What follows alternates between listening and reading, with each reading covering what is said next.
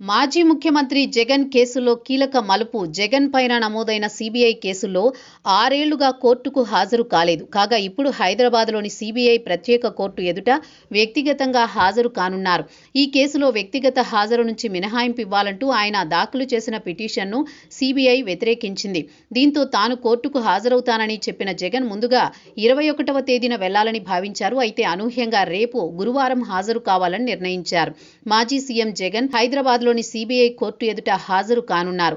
గత 6 ఏళ్లుగా జగన్ కోర్టుకు ప్రత్యక్షంగా హాజరు కాలేదని, ప్రస్తుతం ఈ కేసులోని డిశ్చార్జీ పిటిషన్లపై రోజువారీ విచారణ జరుగుతున్నందున ఆయన భౌతికంగా హాజరు కావడం తప్పనిసరి అని సీబీఐ వాదించింది. ఈ వాదనలతో ఏకీభవించిన న్యాయస్థానం నవంబర్ 21లోగా వ్యక్తిగతంగా హాజరు కావాలని జగన్ను ఆదేశించింది. ఈ నేపథ్యంలో గడువుకు ఒకరోజు ముందే ఆయన కోర్టుకు వెళ్లేందుకు నిర్ణయం తీసుకున్నారు. చివరిసారిగా ముఖ్యమంత్రి హోదాలో 2020 జనవరి 10న విచారణకు హాజరయ్యారు. అయితే జగన్ లండన్ వెళ్లే సమయంలో ఫోన్ నెంబర్ తప్పుగా ఇవ్వడంతో కోర్టుకు హాజరు కావాల్సిందేనంటూ అక్రమాస్తుల కేసులో విచారిస్తున్న సీబీఐ పిటిషన్ దాఖలు చేసింది.